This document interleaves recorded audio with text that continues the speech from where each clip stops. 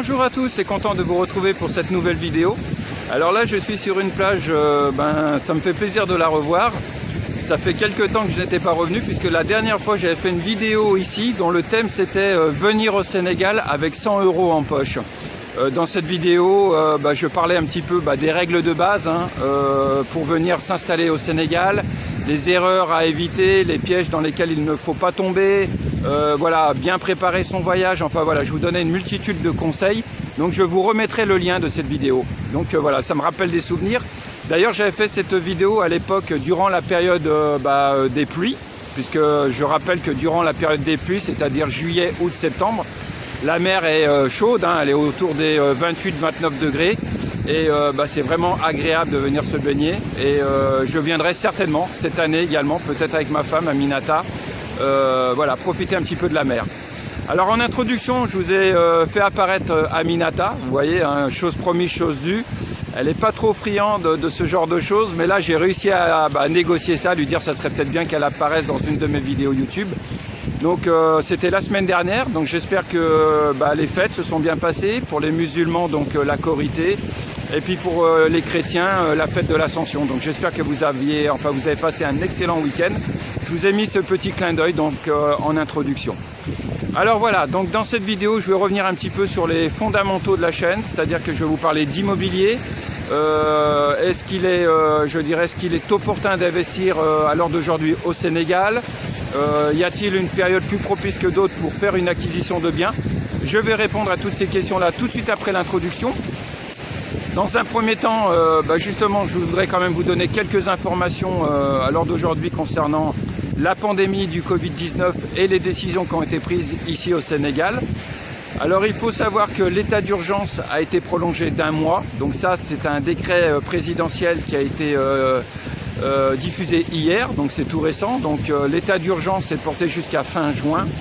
Et en début de semaine, nous avions également une information concernant l'espace aérien qui lui aussi également est maintenu fermé jusqu'à fin juin.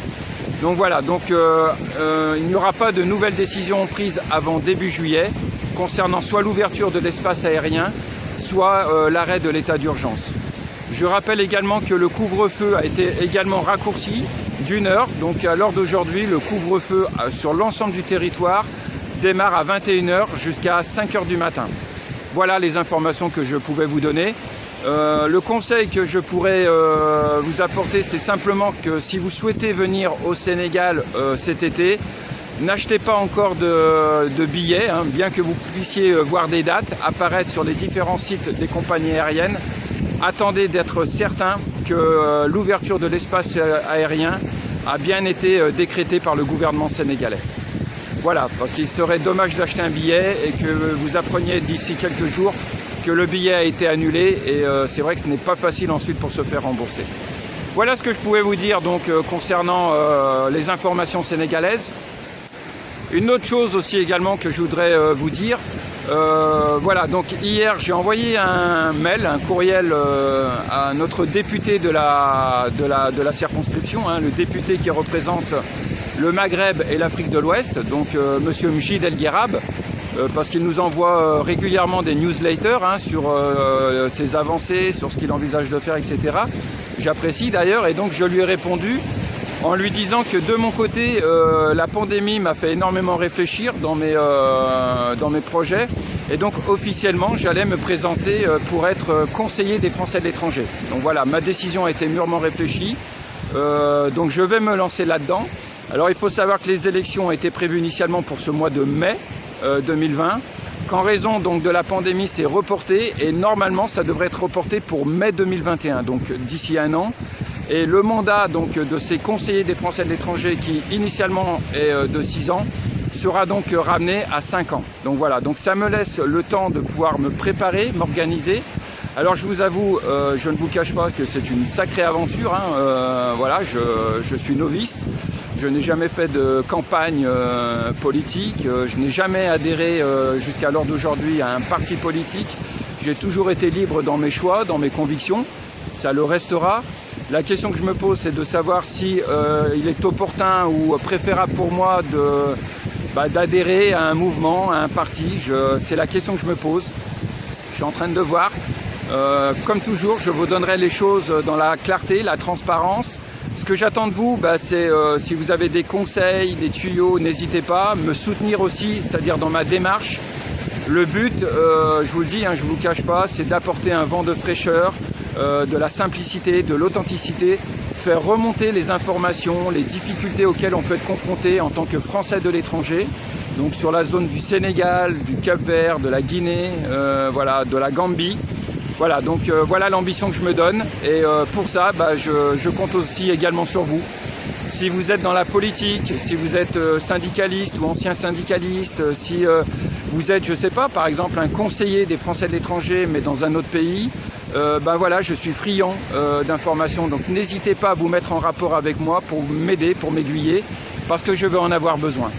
Voilà, donc je vous dis bien, je ne sais pas dans quoi je me lance, mais je le fais avec conviction, avec détermination, et voilà, je vous tiendrai au courant. Également, de votre côté, voilà, si je lance un appel, si vous êtes installé ici au Sénégal ou en Gambie ou en Guinée ou au Cap-Vert, que vous souhaitez vous impliquer, que vous êtes donc installé ici à l'année, que vous êtes inscrit sur le registre des Français de l'étranger, donc ça c'est important, c'est-à-dire que vous êtes en mesure de pouvoir voter ici au consulat pour les élections. Et dans ce cas-là, moi ça m'intéresse parce que peut-être vous pouvez rejoindre mon projet et qu'on puisse ensemble soit monter une liste indépendante ou alors voir avec les différents groupes ou partis ce qui peut être envisagé. Moi je n'ai pas de parti politique particulier, je dirais... Si je dois me mettre sur un échiquier politique, si je devais, je dirais que je serais plutôt peut-être centre-droit, c'est-à-dire que j'ai aussi bien des idées centristes que de gauche, que de droite. J'encourage l'initiative personnelle, c'est-à-dire créer son emploi.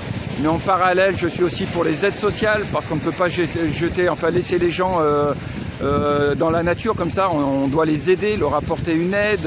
Voilà, je suis aussi adepte de la deuxième chance scolaire. C'est-à-dire qu'une personne qui est sortie du système scolaire en situation d'échec, il est normal qu'on lui accorde une deuxième chance dans la vie pour passer un diplôme ou une formation. Enfin voilà, mes idées, je vous dis bien, je ne vous les cache pas, ça va aussi bien de la gauche que du centre jusqu'à la droite. Voilà, c'est un petit peu un cocktail de tout ça. Mais moi, ce que je veux, c'est adhérer à un mouvement, si je dois adhérer à un mouvement qui veut changer les choses. Parce que ici, en tant que Français de l'étranger, je me suis rendu compte, surtout pendant le Covid-19, qu'il y a des choses qui ne sont pas justes, que ça manque parfois de communication, de transparence, de clarté, et que voilà, et je pense que surtout voilà, la simplicité, l'authenticité doivent être de rigueur. Voilà, je pense que voilà, moi je suis pour ça. Je suis pour qu'on ait un système consulaire, un système diplomatique qui soit réparti aux quatre coins du monde, qui soit à la disposition des Français installés dans les différents pays, et que voilà, quand on les sollicite, on ait une réponse claire, qu'on ait des réponses et qu'on puisse agir en conséquence. À l'heure d'aujourd'hui, je rends hommage à tous ces Français bloqués à l'étranger ou encore bloqués, qui doivent se débrouiller par eux-mêmes pour trouver les informations. Pour ça, je rends hommage aux réseaux sociaux. Des groupes Facebook se sont constitués, aussi bien pour les Français bloqués que pour les Français confrontés au règlement du 3e trimestre pour les établissements scolaires. Voilà, je pense à tous ces Français-là qui ont dû se démerder par eux-mêmes et je leur rends hommage. Voilà, c'était la petite parenthèse. Donc on se retrouve tout de suite après l'introduction pour parler d'immobilier. Sur ce, à tout de suite.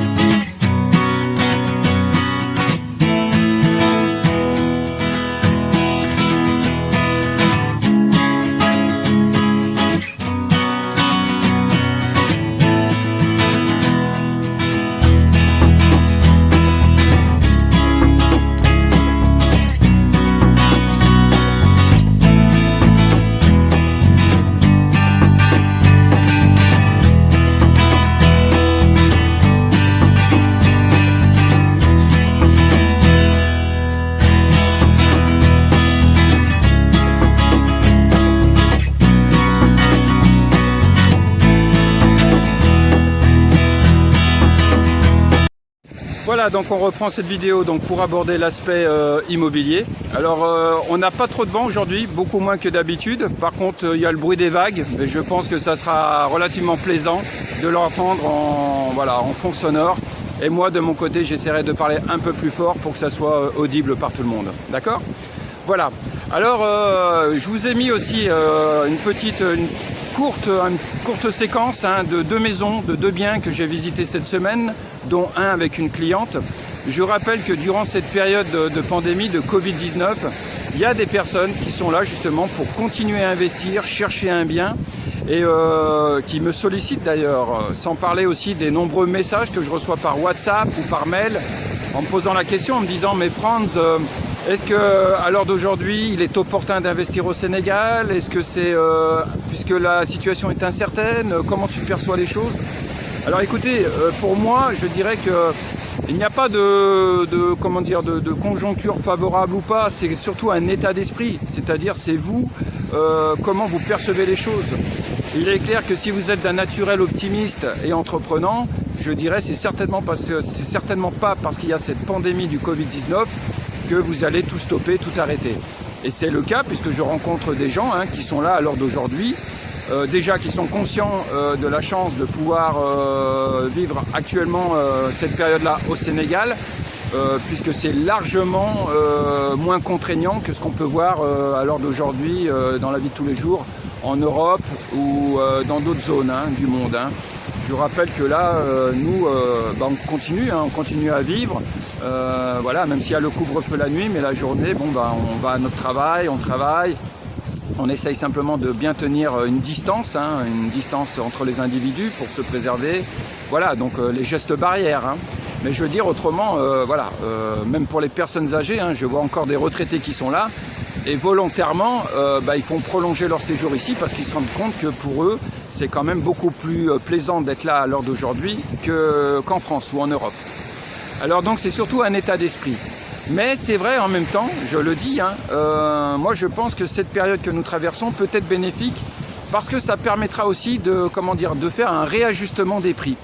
J'ai constaté ces derniers mois, depuis plusieurs mois, voire 1 an en fait, une espèce de bulle ou de gonflement des prix sur le plan immobilier, que ce soit pour la vente de terrain ou bien pour la vente de maisons. Alors quand je discutais avec ces propriétaires, que je leur parlais, je leur disais mais personnellement je trouve que le prix que vous en attendez me paraît excessif ou un peu excessif. Eux ils contre-argumentaient en me disant oui mais il y a eu l'aéroport, c'est vrai que le nouvel aéroport qui est en service depuis moins de 2 ans contribue justement à cette mise en valeur. Il y a les autoroutes, il y a le réaménagement des plages sur la petite côte dont je vous ai souvent parlé. Alors tous ces paramètres font qu'effectivement les propriétaires se sentent en confiance et se disent après tout ma maison elle prend de la valeur et on va l'augmenter. Alors c'est normal quelque part, mais je veux dire il faut savoir rester à une juste valeur, à un juste milieu, à un prix cohérent. Et donc je pense que cette période de pandémie où là beaucoup de gens sont partis, que les commerces sont fermés, que le tourisme, je pense que le tourisme ne repartira pas avant, octobre, novembre, quelque chose comme ça. Personnellement, je pense que juillet ou août, pour moi, ça me paraît bien trop tôt pour une reprise du tourisme ici au Sénégal. Mais bon, je n'ai pas la science infuse, je peux me tromper. Donc mais pour moi, je pense que ce sera plutôt octobre et novembre. Alors, je pense que ça va permettre peut-être à certains propriétaires de terrains ou de maisons de revenir à une réalité plus juste et de revoir un petit peu leur prix à la baisse. Donc effectivement, la période que nous traversons à l'heure d'aujourd'hui peut être propice à investir, à faire une affaire, à tenir ou à avoir une opportunité. Ça c'est clair. C'est pour ça que je continue à faire des visites, ça c'est le premier point. Donc si vous avez, cette mentalité optimiste, de se dire non, pour moi je vois plutôt les choses évoluer dans un aspect positif. C'est vrai qu'à l'heure d'aujourd'hui, si vous êtes au Sénégal ou si vous envisagez d'y venir dès que cela sera possible, vous pouvez faire des affaires. Je rappelle également qu'il est bien aussi de venir pendant la période des pluies. Ça je l'ai déjà dit, c'est un conseil que je donne. Il est bien de venir pendant la période des pluies visiter un bien. Pourquoi ? Parce que c'est durant la période des pluies que vous allez voir s'il n'y a pas d'infiltration dans la maison, si le terrain n'est pas dans une zone inondable, voir aussi le contexte environnemental, si c'est accessible, parce que si vous vous retrouvez avec des espèces de flaques, presque des mini-mares, etc., c'est guère que, je veux dire, c'est pas très pratique. Donc c'est pendant la période des pluies, pendant la période d'hivernage, que vous pouvez vraiment appréhender la zone avoisinante, le contexte environnemental du bien. D'accord? Donc c'est pour ça aussi, il est bien de venir durant cette période-là. Donc voilà, simplement pour vous dire qu'il est possible, et même encouragé, de faire des affaires durant cette période-là. Maintenant, le conseil que je voudrais vous donner, c'est parce qu'il est possible de faire des affaires, sélectionnez quand même les interlocuteurs, sélectionnez quand même les protagonistes. Là, j'ai eu un cas d'école cette semaine. Alors, je ne vais pas rentrer trop dans les détails parce que je tiens quand même à préserver l'anonymat des gens qui me font confiance et qui me sollicitent. Je dirai simplement son nom, donc son prénom du moins, donc c'est Christian. Christian est venu vers moi en me disant, voilà, Franz, je suis confiné en France. Mon épouse, ou je crois que c'est son épouse ou sa compagne sénégalaise, est là actuellement ici au Sénégal. Et ils sont en train de faire l'acquisition d'un bien ici. Et il me disait, voilà, là on a reçu le compromis. Alors il me dit, pour l'heure, mon épouse n'a pas signé le compromis, mais je voudrais que tu me donnes un petit peu ton avis sur ce compromis. Alors je vous le cache pas, je l'ai imprimé le compromis, vous voyez, donc j'en ai fait une photocopie. Alors quand je vois un compromis qui tient que sur une seule page, d'accord, avec des informations très succinctes, avec des fautes d'orthographe, quand je vois que alors donc il serait passé par un agent immobilier, mais bon, je vois Agence Immo Sénégal, donc c'est très vague déjà, parce que si vous tapez Agence Immo Sénégal sur internet, vous allez vous retrouver avec une multitude de sites immobiliers.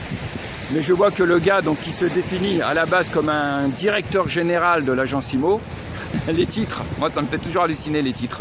Les gens aiment bien se donner des titres. Donc, mais le problème c'est qu'au lieu de marquer directeur général, il a marqué docteur général. Alors quand je vois qu'il y a des fautes comme ça, docteur général, quand je vois que même notaire n'est pas écrit correctement puisque c'est marqué NDER, qu'une avance, puisqu'une somme a déjà été donnée au propriétaire avant même la finalisation de la transaction, où il n'y a pas de précision, il n'y a pas de clause restrictive, voilà, ce genre de choses. Je vous le dis honnêtement, voilà, évitez de tomber dans ce genre de piège, voilà. Alors je ne vais pas faire mon autopublicité, mais voilà, il aurait été bien, c'est ce que j'ai dit à Christian, je dis c'est dommage que tu n'aies pas pris contact avec moi avant, je t'aurais au moins donné mon avis. Vous savez, je sais qu'il y a beaucoup de gens qui se sont servis de mes vidéos pour acquérir un bien sans passer par moi. Je ne suis pas naïf. On me l'a même dit, on m'a dit, tu sais France, là tu as fait la promotion de cette zone, et ben grâce à tes vidéos, j'ai acheté un bien là-bas. Écoutez, j'en suis content. C'est vrai que j'aurais peut-être préféré que ça passe par moi, ça m'aurait permis de gagner 2-3 sous, mais c'est comme ça, c'est les règles du jeu. De la même manière que je suis pour la concurrence, mais une concurrence saine, loyale. Et là, quand je vois ce type de compromis qui tiennent sur une page, avec des fautes d'orthographe, où il n'y a pas de précision, voilà, je veux dire, mais c'est même pas de l'amateurisme. Personnellement, j'aurais honte de faire signer un compromis comme ça. Alors, je suis pas là pour salir ces gens-là qui ont édité ça. Loin de là. Je ne suis pas là pour les salir ou pour les discréditer, mais simplement je dis donc aux gens qui veulent investir, sachez vous entourer de gens quand même compétents. Je rappelle, et je l'ai déjà dit dans mes vidéos YouTube, à l'heure d'aujourd'hui, il y a 3 notaires officiellement ici installés. Donc il y a Maître Mariba, que je connais bien, avec qui j'ai déjà traité. Il y a Maître Saucé, que je connais un peu moins. Donc ces 2 notaires, 2 femmes, sont sur Sali. Il y a aussi une notaire que j'ai appréciée également aussi, c'est Maître Aïda Sek à Thiès. Voilà, donc ces gens, ce sont des notaires officiels, donc vous pouvez aller les consulter. N'hésitez pas à aller les voir de ma part, leur dire voilà, on a vu une vidéo avec Franz, on vient vous voir parce qu'on a besoin de conseils, d'être rassurés. Voilà, mais d'ailleurs je vous remettrai les liens de ces 3 notaires. Je rappelle que les notaires n'ont pas le droit de faire leur propre publicité. Donc c'est pour ça que moi, quelque part, voilà, je rends un peu la monnaie de la pièce. Ils ont toujours été corrects avec moi. Il est normal que j'en parle et je remettrai leurs liens. Donc n'hésitez pas à les contacter de ma part. D'accord ? Maintenant, bien sûr, il y a des gens qui vont se dire « Oh, écoute, moi je vais acheter directement un bien, comme ça je ne payerai pas les frais de notaire. je ne paierai même pas les frais d'une agence immobilière, je vais traiter directement. Vous avez le droit, effectivement, vous avez le droit de le faire. Sauf pour des terrains fonciers. Hein. Pour des terrains à titre foncier, vous êtes obligé de passer par un notaire. Mais vous avez le droit d'acquérir une maison ou un terrain hors vue du notaire et puis traiter directement avec un propriétaire sans passer par un agent immobilier. Mais c'est à vos risques et périls. Je vous le dis, hein, c'est à vos risques et périls. Après, ne venez pas vous plaindre en disant « oui, je me suis rendu compte que le terrain, il manque des papiers, que ce n'est pas en règle ». Ou alors que j'ai donné de l'argent à un propriétaire et puis pour X raison ça a foiré, il ne veut pas me rendre mon argent. Voilà, je dis simplement, soyez bien conscient des risques. D'accord ? Si vous en êtes conscient, que vous les assumez, libre à vous. Vous êtes des grands garçons, vous êtes vous êtes des grandes filles, libre à vous. Personnellement, je vous le dis, personnellement, je ne ferai jamais la moindre transaction, que ce soit vente de terrain en Corse, on peut le faire, mais je veux dire, je ne vendrai jamais une maison sans passer par un notaire. Ça c'est clair, je vous le dis. Pourquoi ? Parce qu'ils ont leurs compétences, ils sont là pour appuyer, pour détecter s'il y a un loup dans le dossier. Ils apportent leur autorité morale. Voilà. Donc moi personnellement, je vous dis bien, écarter un notaire, c'est prendre quand même des risques. Voilà. Voilà, donc c'était ça la parenthèse que je voulais donc vous parler aujourd'hui. Voilà, donc il n'y a pas réellement de période propice ou pas, bien que cette période-là que nous traversons peut être favorable pour dénicher des opportunités, pour tomber sur un bien qui vous plaît et peut-être l'avoir à un prix qui, il y a encore quelques mois en arrière, n'était pas du tout celui proposé. Voilà ce que je pouvais vous dire dans cette vidéo. N'hésitez pas, si vous avez à faire part de votre témoignage dans l'acquisition d'un bien, n'hésitez pas à le faire apparaître dans les commentaires. N'hésitez pas également, je reviens sur l'introduction, si la politique vous intéresse ici, en tant que Français de l'étranger. Enfin voilà, ce genre de choses, n'hésitez pas à participer, à échanger entre vous, c'est le but. Moi de mon côté, là je vais retourner au bureau. Prochaine vidéo la semaine prochaine. Et je vous rappelle, hein, je vous dis bien, voilà, ce genre de choses, évitez de tomber dans les pièges. Voilà, soyez prudents, gardez l'esprit critique. Voilà, c'est ça. C'est pas parce que vous venez ici que tout beau, tout est rose. Oui, on a une qualité de vie, oui, on a le soleil, oui, on est en mode cool, etc. Mais il faut quand même garder certaines règles et surtout savoir s'entourer de gens compétents. Voilà, écoutez, à très bientôt, prenez soin de vous. Salut!